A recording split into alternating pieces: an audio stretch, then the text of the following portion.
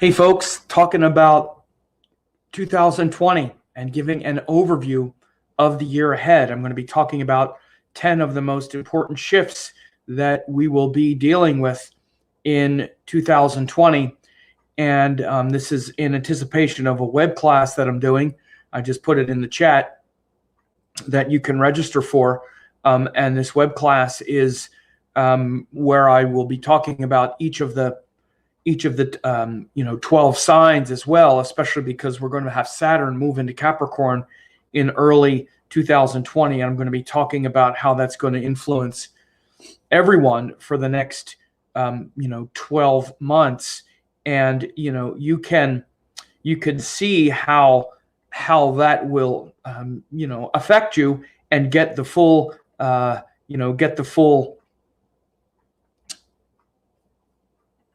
web class here. You can see the screen here where you can get that. And let's put it up here. The web class where you can register and just reserve your seat. Very easy. So what I'm going to be doing today is letting you know what these 10 important shifts are.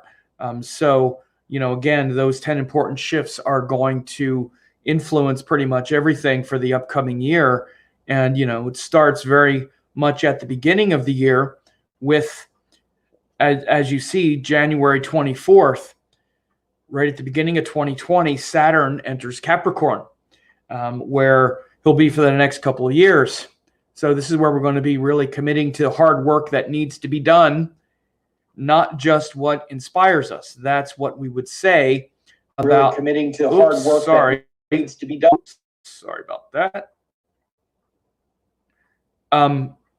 And so that when we talk about this Saturn moving into Capricorn, Saturn is the power of what we're focused on and what we are making a commitment to. So Saturn moving into Capricorn, where he's going to be for the next couple of years, is going to be a big shift. And again, relative to your ascendant and, of course, other things in your chart as well, that's going to be extremely important for the next couple years. That's why on that course or on the web class that I just showed you, I'm going to go in depth for each of the 12 signs and talk about the focal point and the commitment that you need to be putting forth and concentrating on for the next couple of years, because Saturn is moving out of Sagittarius, where he's been since early 2017, and moving into Capricorn. So that's going to be a big shift from one house to another and a big change in priority for you. So again, you want to register for that web class, and I will let you know about that. In addition, we see that March 22nd through May 4th, we have Mars exalted in Capricorn. Now, within that, we also have Mars, Jupiter, and Saturn all in Capricorn. But the regular transit, March 22nd through May the 4th, we have exalted Mars in Capricorn. So, of course, that shows the capacity to fight for long-term goal, not just sort of pop off and, get into limited power struggles with people. So this is going to be a great time to really fight the good fight at that time. Mars going into Capricorn, be a very good time for that. You're going to see later in the year, Mars is going to get bogged down and be just in a couple signs for most of the year. But here early, or at least around the early spring to the middle of the spring, Mars is going to be very important there, exalted in Capricorn. And so, Mars is exalted there because Mars is that impulsive energy to want to fix those things that are broken and, fight those things that are worth fighting for.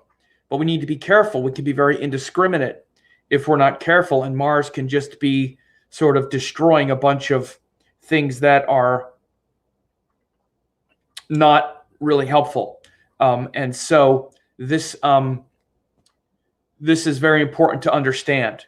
So again, I'm going to talk at great length about Mars in Capricorn as well on the full course, on the full website, on the full webinar that I talked about. So within that, though, we also have Mars. You see within this transit of March 22nd through May 4th, March 29th through June 29th, for an entire month of that transit, we're going to have. Oh, I'm sorry. Excuse me. This is different. This is a 3-month transit of Jupiter moving into Capricorn. Sorry about that, where he's debilitated. So Jupiter has been in Sagittarius, and he's going to be in Sagittarius until March 29th. And then he'll be there until June 29th. That's 3 months. So again, that's like a loss of hope, and inspiration may be revealed at that time. So it may be hard to remember our teachings at that time. This March 29th through June 29th time may be where we get sort of sidetracked, or like lose a little hope, lose a little focus. Again, right now, Jupiter's in Sagittarius. He's going to be there until, almost April. Then he goes back into Capricorn. Then he goes into Capricorn. Then he'll back up into Sagittarius again. As you see, there's a retrograde cycle here, which I'll talk about. But so during this time, Jupiter's going to leave Sagittarius and go into Capricorn, and that's going to be a cycle where we might get sort of bogged down in all the problems and worries of the world. So that's going to be something to also watch for. Now, here is what I was alluding to. March 29th through May the 4th, we have Mars, Jupiter, and Saturn all in Capricorn. So now that shows a lot of Capricorn power and potential weakness. So Saturn and Mars will give strength to that Capricorn energy, a very empowered Capricorn with exalted Mars and also Saturn, the ruler there. So that means a lot of Capricorn strength will be there, which is the strength to push through difficulty, to persevere. But then Jupiter will also be there. So as I just said, we may lose hope. So it might feel like we're really fighting. There's a lot of fighting and effort that needs to be put forward, but we may sort of lose hope a little bit because we're going to have Jupiter in his debilitated state. So that's, what we may expect with all these planets in Capricorn at that time. Again, that's a real pileup of planets. Mars, Jupiter, and Saturn, those are the three, slower moving planets in Vedic astrology.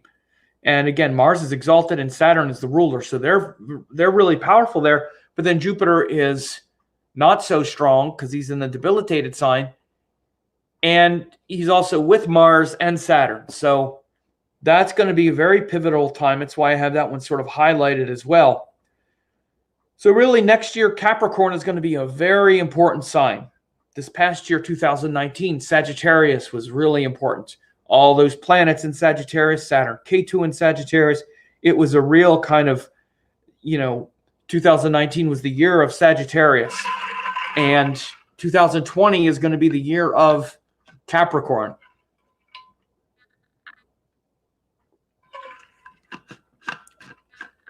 So, one second.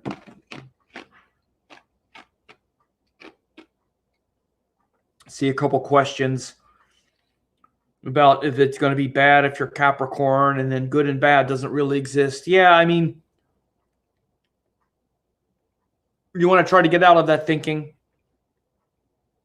And here's how, because, you can just be a philosopher about it, but the part that's bad is, we have to, it's not really bad, it's difficult. Because really, as was said, good and bad really are just relative. They're not universal. They're just judgments. But what we see in Capricorn, instead of saying it's bad, which is judgment, again, you want to watch your judgments. Because you're asking me to say if something is good or bad. What if I say it's bad? Well, then you have that feeling that it's bad. Then there's a judgment. And the problem with judgments is we don't know what to do with them. We've already judged it. You've already judged it. Nobody likes being judged or having something judged, mainly because there's nothing to do with a judgment. You know, people that listen to me know that I kind of go off on these kinds of subjects all the time, but the death of astrology, of good astrology, are these judgments, these black and white judgments. And the reason astrologers get into it is because clients ask us to judge things all the time. Is it bad? Is it bad? Is it bad? Is it good? Is it bad? Is it good? Is it bad? What's the difference? What's the point?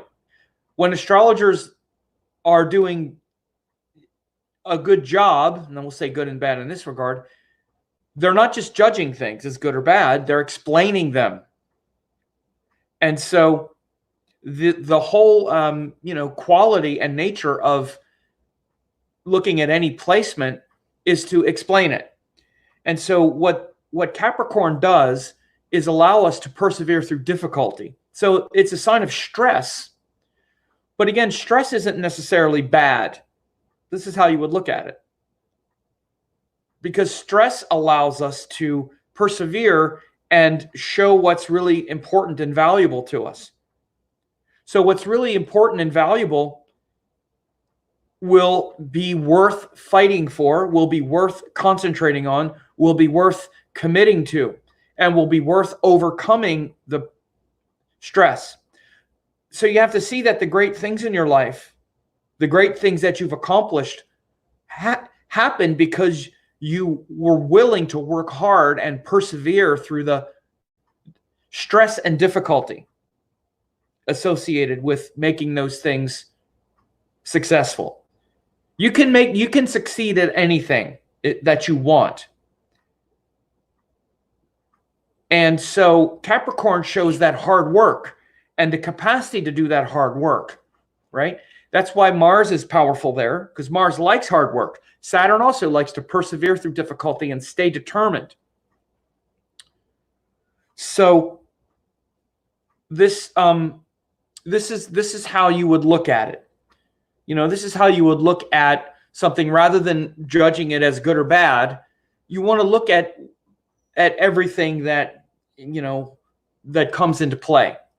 And so, especially with Capricorn and Saturn and Mars and these planets that are more stressful, they're often judged as being bad, but they're really not, because in order to have something, quote, good happen that you want, you have to persevere through things that are difficult or what might show up as being bad in the moment. But again, we all have had the experience before of something that looked bad or was challenging actually wound up being the greatest blessing we had, because we pushed through it and persevered and then got a lot stronger. So this is how you want to look at Capricorn energy, and you want to always be vigilant to turning things into these polarized, oversimplistic judgments. And I see there's, some conversations here. Somebody, I guess they're saying I'm not very eloquent. Okay, well, you can leave if you don't want to hear what I have to say. That's fine. My Ashtaka score really low for Mars and Saturn in Capricorn. Yeah, well, Ashtaka, that's the Sharva Ashtaka. So Sharva Ashtaka is quite a simplistic thing. You want to be careful of putting too much importance on the Sharva Ashtaka score. That's a accumulation of several things. And again, this is one of those things, again, and it actually turns things into a good or bad proposition and makes it kind of legitimize a good or bad thing. It's one thing. It's not everything. It's not really even that important. I never look at Sharva Ashtaka scores ever. And by the way, notice I said Sharva Ashtaka because that's actually what it is, not Ashtaka. There's no Ashtaka score for a sign. Ashtaka is a way to measure transits. It's a very precise system.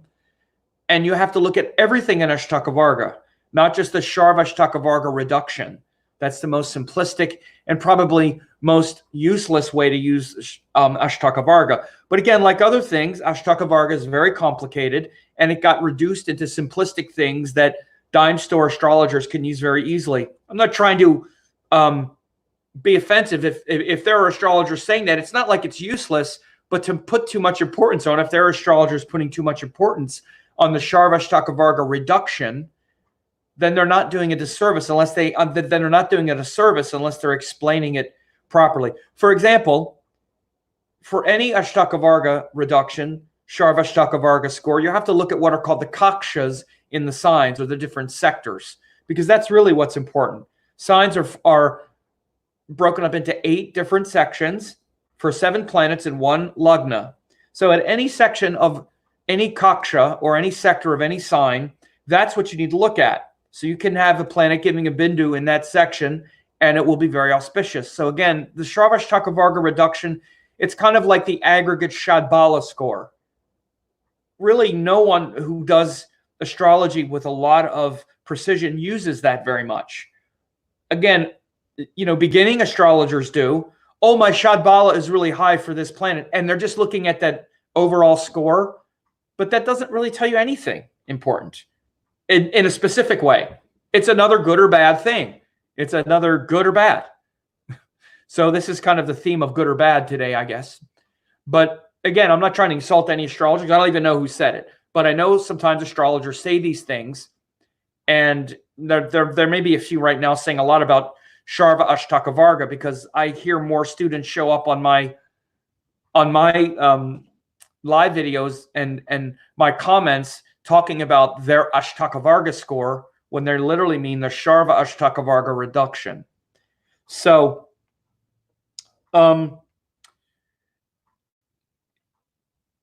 Dr. Christopher Martin says, thanks for the clarification. You're certainly welcome. And so, so Dragana says, what does it mean Capricorn being in the 10th house? Well, it means that that's what it'll affect. Capricorn is a sign, the 10th house is a house.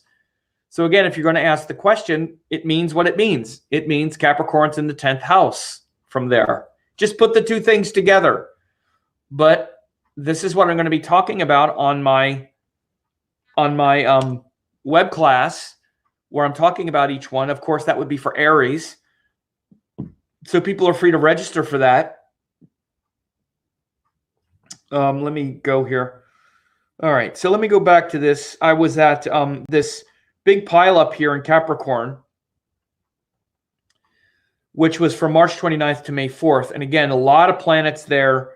And this is going to be very pivotal. You see, this is more than a month of Mars, Jupiter, and Saturn all there. So May 10th, Saturn is retrograde in Capricorn until September 28th. So again, May 10th to May 28th. Or I'm sorry, to September 28th. So May 10 to September 28, right? That's almost 5 months. That's, well, yeah, 4.25 months. So it shows us reflecting to what we are committed to and making sure the expenditure of energy is worth it. So Saturn is always where we're reflecting on what is important to us. That's why Saturn is retrograde close to half the time, right? Literally, that's just the nature of Saturn, is to be retrograde about half the time, close to half the time. And so Saturn, retrograde half the time means that half the time we're supposed to be reflecting on what we're committed to, because Saturn is what we're committed to, right? So we're supposed to be reflecting on that about half the time. Half the time we're supposed to be going, is this really what I should be focused on?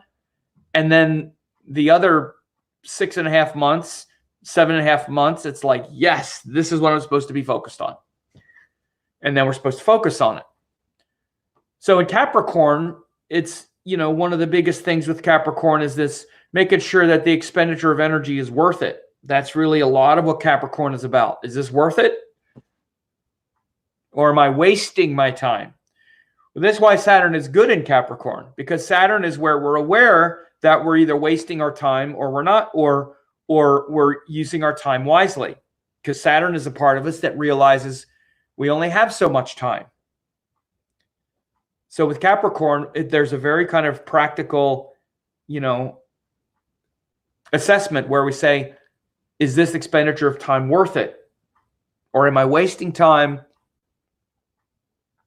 So that will be very important during that during that time where we see Saturn retrograde from May 10th to September 28th.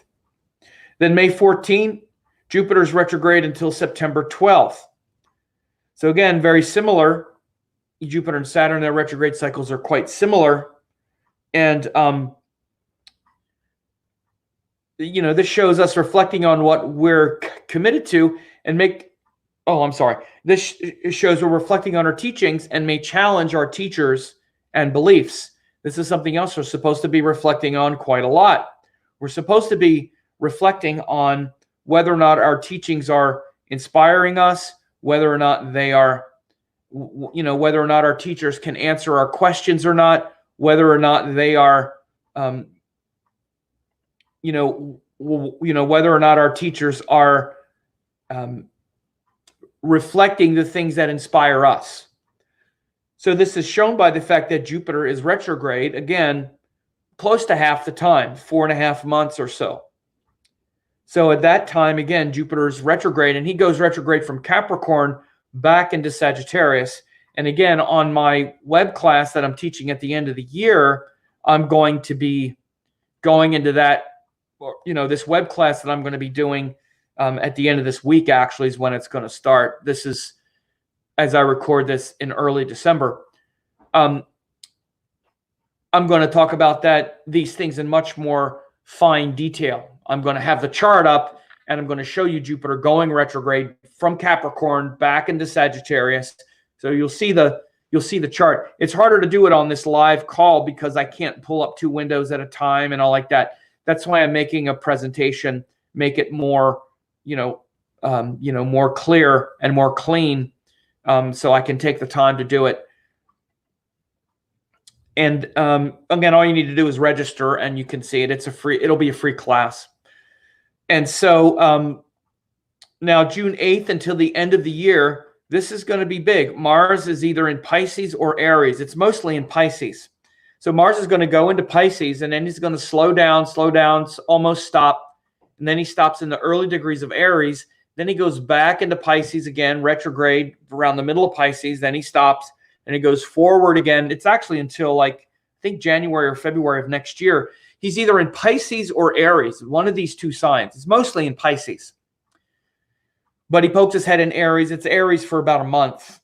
But the rest of the time, from June until the end of the year, it's Pisces. So that's like 7 months. It's like, 6 months or so in Pisces and Aries. And so, again, wherever those signs fall, it's going to be very important. And it shows this, these 2 houses and this transition from Pisces to Aries. It's going to be very important in 2020. Of course, Pisces is the sign of letting go, of surrender, of, really connecting with the metaphysical great beyond, and the sort of dream state, the in-between life state. And Aries is the new birth, the rebirth, the sort of young child being born, right? Things coming into birth. So this transition from the in-between life state, the dream state of Pisces, to, conception and things starting and hitting the ground running, and, life excited and hot with life of Aries, that's going to be a big theme in 2020, starting from the middle of the year. As you can see, June 18th to the end of the year, Mars is either in Pisces or Aries, those 2 signs. Mars is usually in 5 or 6 signs throughout the year. He's going to be in only those 2 for about half the year, mostly Pisces. Lot to talk about there. So again, I'm going to break that out a lot more in the full forecast for 2020. And by the way, I'm also getting together all of the individual forecasts for 2020, the personal forecasts that I always do. I always do the personal forecasts as well. And I'm getting them together as well right now. They're not finished yet. But, someone asked me, where is it? How will 2020 be for Scorpio moon? Well, it's easier to read the transits from the ascendant, not from the moon. So rather than trying to do it for your moon, it's better to do it for your ascendant. So I will be having and offering 2020 forecast for each of the 12 ascendants, and you are encouraged to get it for your ascendant, not for your moon. CJ says there's a Shadbala is another I don't care for. I guess a bunch of other astrologers pushing that. Shadbala is amazing. It's a fantastic way to evaluate planets, but it has to be done correctly. It's a very subtle, complex way to evaluate planets in many different ways. Right? There's the motional strength, the positional strength. There's its strength next to the Ayana or the solstice. It's all kinds of different balas. The problem isn't Shadbala, it's that because it's complicated, then it gets reduced to something utterly simplistic, and then it loses its value. It doesn't mean Shadbala is not valuable. It means it's complex, but things that are complex require we use our brain. And many people don't like to use their brain, so they want to reduce it to something simple and reduce it to a judgment. And say, well, what is it, good or bad? I just can't think through all this. Can't bother to learn all the details and then explain them. Just, is it good or bad? And then we get then it turns into something that's not very, quote, useful or good. Another example is all the Kuta scores and stuff in Indian astrology as well. That's a great example. Everything gets reduced to a score, and then it says, so is it good or bad? Instead of going through each one of the Kutas, we get enormous insight into the truth of the relationship. So it's like everything else that I talk about, people hear me rant and rave about. And so I'm going to keep answering. How about Pisces Ascendant 2020? Tired of Sati Sati? Well, guess what? As I just said, you can get I'm going to be doing a full forecast on each of the ascendants, so you can buy it.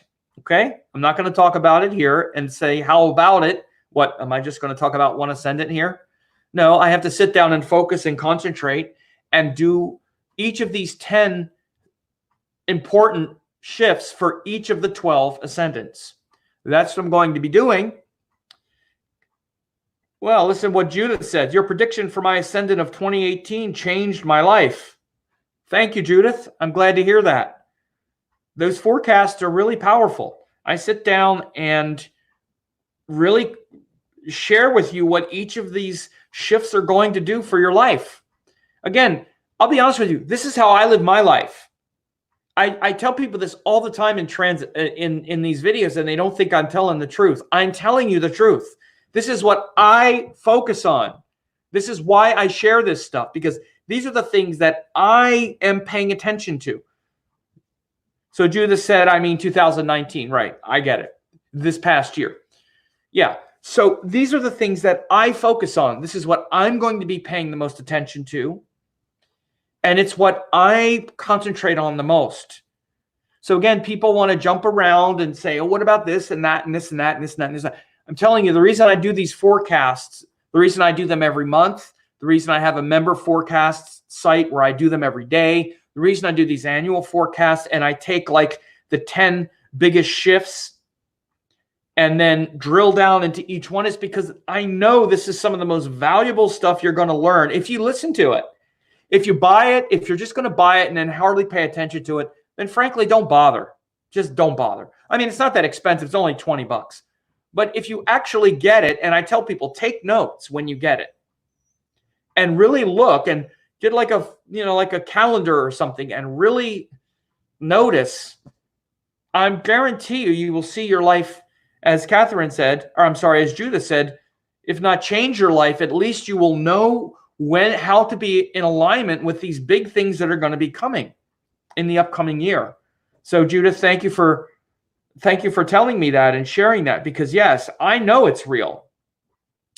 My big challenge these days is to get through just the constant barrage of people that just, and I get it. I'm one of 1,000 astrologers people listen to. But again, I've been doing this a long time. All of them haven't. I've been doing it full time since 2013. I'm sorry, since 2004. Excuse me.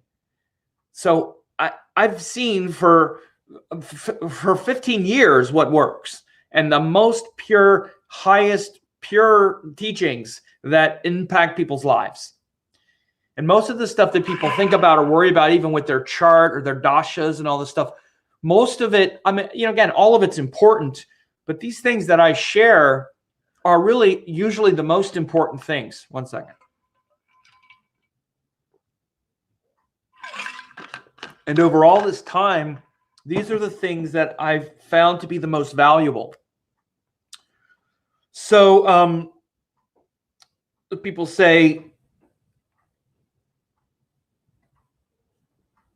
glad to be catching this live. Great. Judith Vandendel says, yes. So she says, can't wait to hear it. Indeed.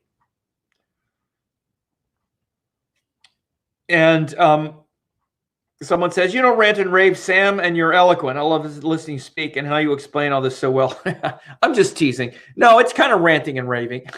It's okay. Hey, it's good to have Geminis ranting and raving, because they're usually, they should, it's good for them to rant and rave, because they take things seriously and they're more lighthearted about ranting and raving. But, it's okay. I know I do it. No, when I say ranting and raving, I mean sometimes saying the same things. Like, it's like, oh, here he goes saying this stuff again. And I know it's true. I do emphasize certain things a lot because they come up a lot. So by the way, this is all part of Indian teachings as well. And, the things that were emphasized more are things that are more important. They stressed and emphasized certain things more because those things needed to be said more.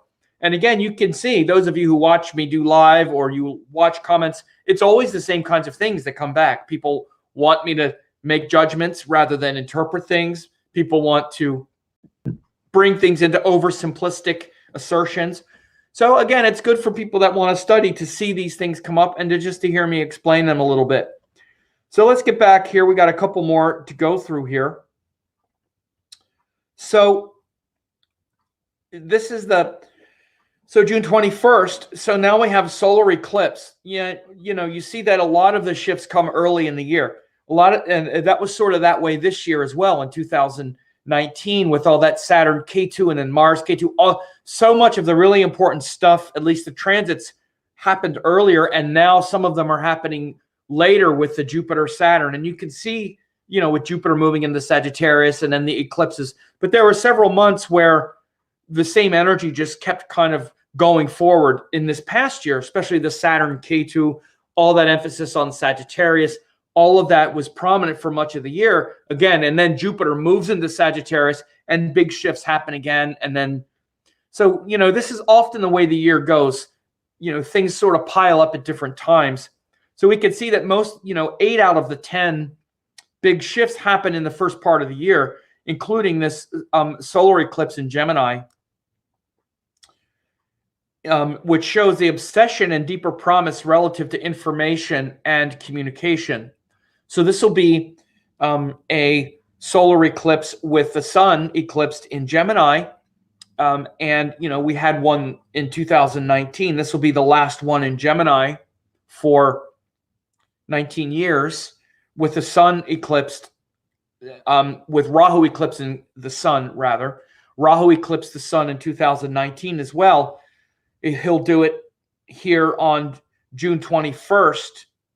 And it's going to be in the nakshatra of Mrigashira, showing a new and hopeful possibility of this eclipse. So Mrigashira it's ruled by the god Soma, and it's about the sort of search for the immortal nectar. That's what Soma is. And this symbol of the deer, Mrigashira is it literally means head of a deer, and the god is Soma, and it's this quality of the deer that is searching and wandering through his environment, and very innocent, and again searching for the the higher truth, that nectar of immortality. And so Mrigashira brings that sort of hopeful possibility. That's the thing about that nakshatra, about nakshatra Mrigashira. That first part of Gemini is like that curiosity and hope and innocence of young children, right? It's that energy. So Mrigashira is a very gentle nakshatra, one of the most gentle ones. And it, brings about again, a kind of restless innocence that should be quite healing in the midst of what's going on. And, again, on the web class that I'm going to do, I'm going to break these things down in a lot of different ways. Of course, there's going to be some historical precedent there, because I always bring in some of the history and talking about the historical precedent. But then I'm also going to talk about some of the social, spiritual, personal things as well. And so those things will come in. And Paula seems to want to have a personal reading. Paula, I'm not doing personal reading here. So you really think I'm going to stop and read your chart? Of course, I can't really do that. And it's not really feasible. So there's no need to post it again. Okay.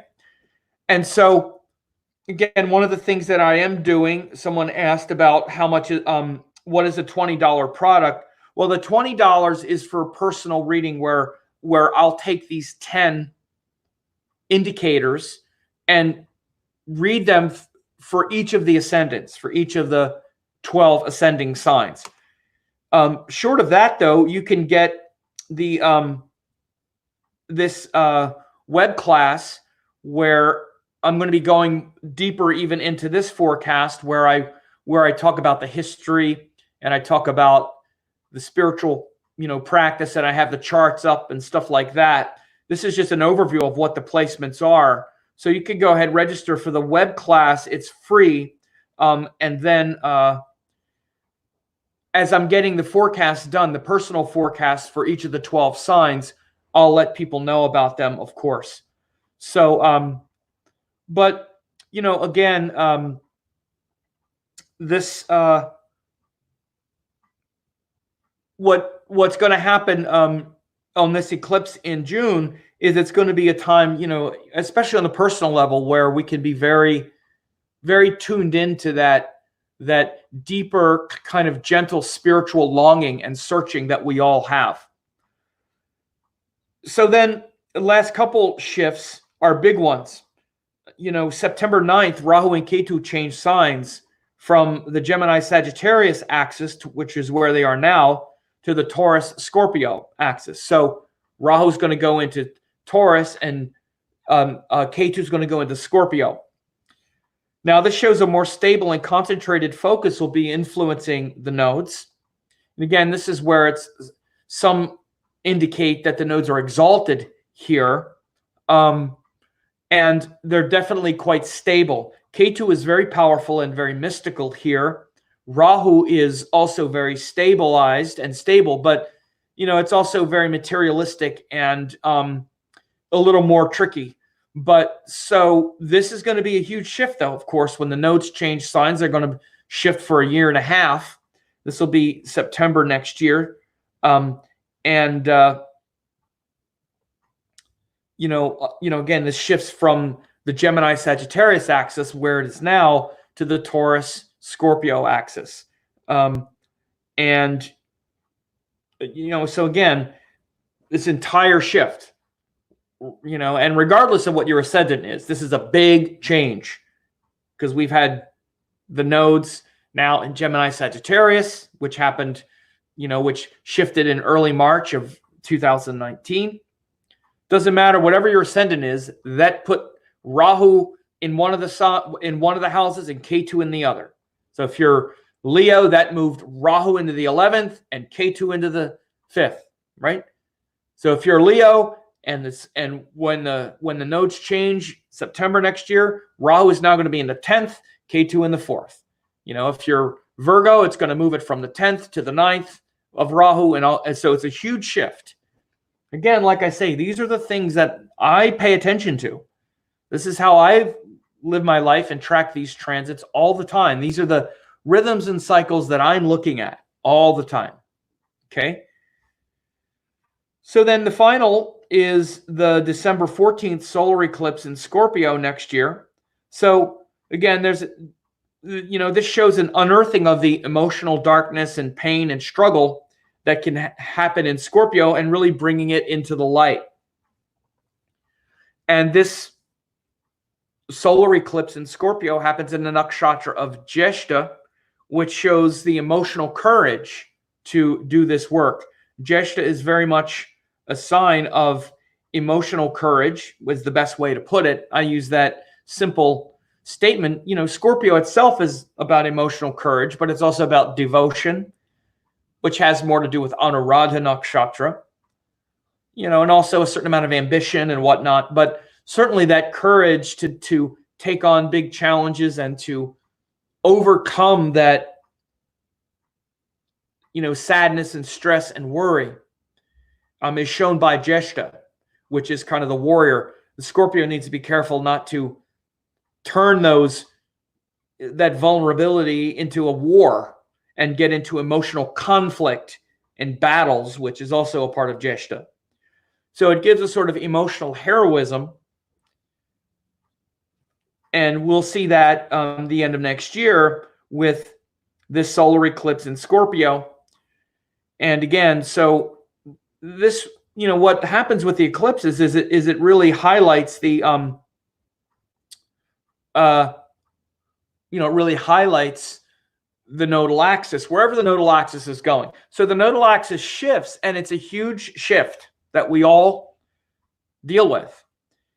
And then the eclipse comes and really blows it up and says, boom, here it is. Now we're really, that nodal axis that's going really wakes up and becomes very prominent in our world.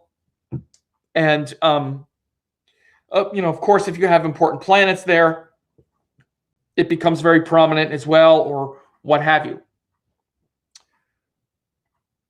Paula said, sorry, no, I'm asking about nodal returns, why people say bad things about it. Astrologers always say it's bad. I never understood why. Oh, okay. That's fine. So, yeah, so again, if it's your ascendant, and nodal returns, they just return that energy. And again, we're into the bad and all that. So that's fine. Sound like you're asking about your chart, which is fine. And I understand a lot of people do that. And I just can't do it on these calls because I'm not looking at a chart. So nodal return is just one more return, and it's your nature. So I talked about this recently at a conference I was at, where I talked about the nature of returns in general. And all returns, to some extent, have a quality of an auspiciousness, in my opinion, because it's returning something that's native to you. Even if it's something difficult, it's the difficulty that you're used to. And so it feels more empowering.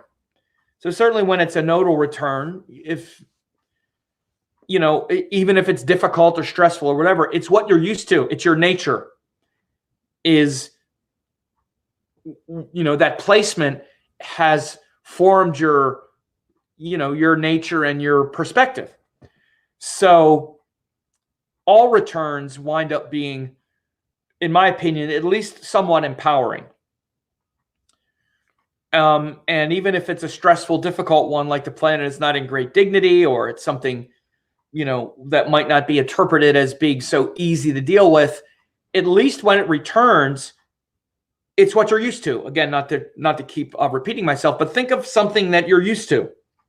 And, by the way, this is something that astrologers should really, I always make sure my students know this kind of stuff, is that no matter how, quote, bad something looks or difficult something looks for people, it's what they're used to. People are used to whatever it is, and they get through in their life with that thing.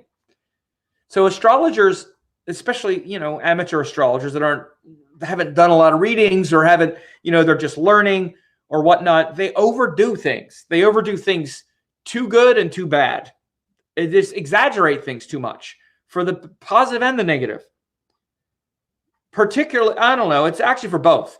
It's like they can't wait to talk about that thing that's so great. It's so great, so great. It's not that great. It's okay. It's good. Okay, it's something that they're good at. But even something that we're really good at, you should realize, think of something that you're really good at, okay, that just comes natural and easy to you. Yeah, you're good at that on a certain level, but it also has a very high standard. Like now, this thing you're really good at, you're not satisfied with just a low standard. It also creates that kind of thing, right? So you're good at it, but then it also kind of nags you to do it better all the time, all the time. Everything is evolving. And the thing that you're really bad at, let's say, that's something that's a hard, more difficult thing. Yeah, it's hard. You struggle with it, but sometimes it's okay. It's not always terrible. And whatever it is, you're used to it. You're used to the fact that it feels like that. And it's just something you're dealing with. It's not that bad. I always got to get my students and other people to keep things in perspective. No matter what, there's a range. And the range of potentialities and the range of possibilities and the range of what the chart is showing is much more like this than like this. The greatest thing in the world might be about like that. Let's say this is the midline, okay? The greatest, most exalted planet that's helping us wonderfully might be about like that, okay? And the worst thing might be about like that. But most of them are just kind of like this. They don't get that far away from the average thing. We're kind of grappling with our emotions over it. We do it well sometimes. Other times we don't. Again, the thing that's really bad will show up as things that we have a big struggle with. And the things that are great show the great things that we can do. But even, think about all the great things you can do. You sort of take them for granted as well because they're just great skills you have. And they still also create stress because now you're trying to do it more. So anyway, you want to keep these things in mind anyway. Just as you think about good and bad and all these things, the most important thing with the astrology, when you're really interpreting charts at a high level and doing them in a way that's really empowering for people, is you're giving voice to something. And it's much more and within a range that, think about the people, just think about what you already know about life. Things aren't that great. People start doing astrology and then they act like they've never learned anything about life. Like it's the same thing. You're reading these energies. And so people are this way. They're all within this kind of realm. What you're doing is you're really drilling in and pulling out some very deep hidden motivations and finding those areas where they're really struggling with something that maybe they're not aware of or something shows up in their life as a real deficit. But again, what people do is they have ways to cover it up or ignore it. They're not always even thinking about those kinds of things, right? So your job when you're doing an astrology reading, for example, or what have you, is to just put all this stuff into perspective and be able to pull out those things that are kind of outside, that they're not really focusing on, that are kind of unconscious. Because this is one of the things about when the planets are weak, is they become sort of unconscious in our mind and they become very confusing to us. And these can be entire qualities of our consciousness and nature that are they're painful for us, so we kind of ignore them. And a lot of times trying to talk about that thing in a way that's empowering so it reawakens in a person's life is important. And this is why you see people get readings during those dasha cycles of planets that are hard. This is why people get readings then. And so again, this is why I tell students and whatnot that, people are coming to you when they have difficulty. So you should really understand the nature of the difficulty and what it is you're really reading, and understand it's a kind of reasonable range. And really all you're trying to do is reconnect them with that thing that maybe has been painful for them. So they've kind of avoided it. It's kind of unconscious. And you talk about it in a way that's empowering so that they can develop a better relationship with that thing, rather than pathologize it. Oh, that's bad. Oh, God, look at that. Oh, boy, astrologers, especially Vedic astrologers, can just turn it into a whole mess. Sati, debilitated. We have all this language. And again, they use that language for a reason, but they also were talking to Brahmins and people who understood what that meant. Now, in this day and age, English translations and different cultures and whatnot, we don't know what this stuff means. And by the way, that includes Indians as well, not just saying Westerners. So this is a little off the subject, but it's important because, anytime we're talking about this, this basic, these, sattvic, and powerful teachings, it's important to understand. Judith says, I should study in your school. Yeah, you should. Everybody should, by the way. I'll just say it. It's good. I teach all these things. And so you really understand what all this divine energy is and how to explain it and what it really is and how it's all unfolding. That's why I've gotten hundreds of graduates and endless accolades and testimonials of people who say over and over again, you should study this with Sam. It's great. If you're dabbling and snacking, you want to really learn it, study it, and study it correctly. Paula says, yes, my last little return was so amazing. I couldn't relate with this bad info they say. Thanks for talking about it. You're certainly welcome. I'm sorry I misunderstood what you were asking earlier. And I've seen your channel, Paula, and it looks like you're doing great work. So people should check it out. She's got a lot of people follow what she does as well with tarot and other things. So Paula Prado, doing great work. And so, yeah, so again, so I'm going to, one more time here, I'm just putting up this, this link to, it's a free web class. So it's a free web class, and you can, you can, where is it? Yeah, you can just register and watch the, the free presentation that I do. And again, in it, what I'm going to do, here's the class that you can see. And in it, I, whoops, let me make this bigger. Yeah. And I'll put it on the full screen. So in this class, you just click yes, reserve my seat now, and you can select a date and time, and then put your name and email. And then, on it, you'll learn, like it says here, what to commit to for the next 2 years based on your sign. This is what I'm going to do, is evaluate Saturn going through Capricorn for the next couple of years for each of the 12 signs, like I said. And again, this is really important because Saturn is shifting. He's been in Sagittarius since early 2017. So you have to shift. There's a big shift coming. And it's shifting from Sagittarius, whatever sign, whatever house that is for you. So if you're Scorpio, that's your second house. So Saturn has been going through your second house if you're Scorpio since early 2017. Excuse me. That's about to shift in early 2020. And he's going to be going through the third house for the next couple years.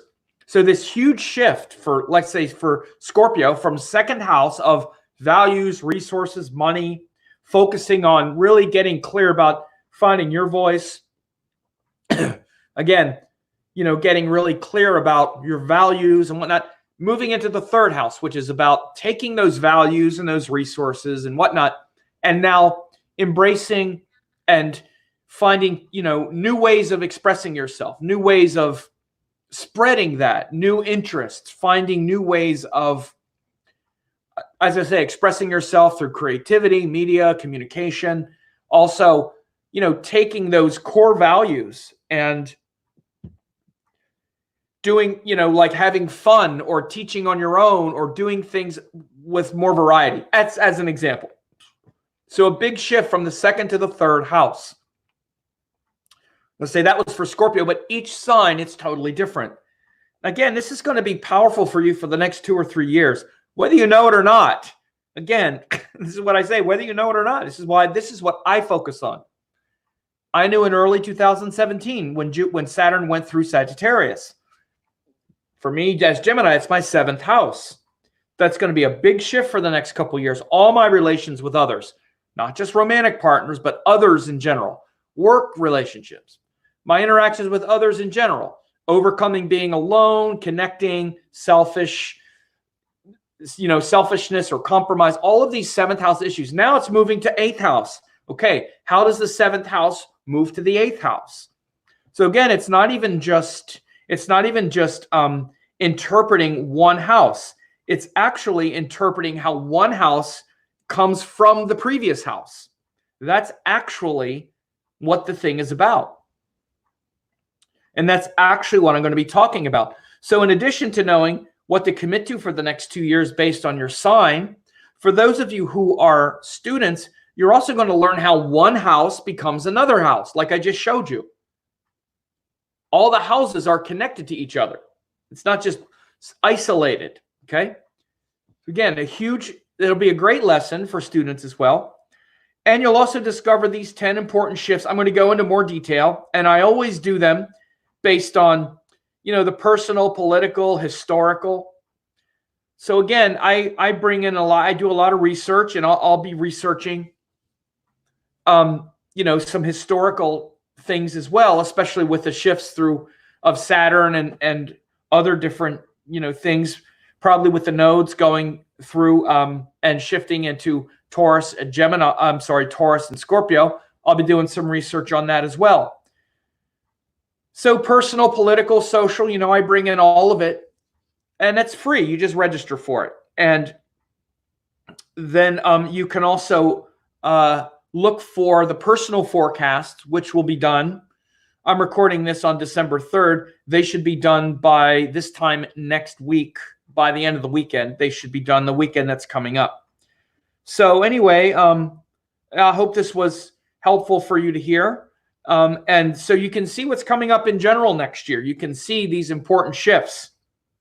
And go ahead and register. Again, it's free. Register for that web class so that you can see how these things are going to influence your life next year, and see in a lot more depth, because I'm going to explain each of these things in a lot more depth, and then also talk about each of the 12 signs, what to renew your focus and your commitment on based on Saturn moving through Capricorn.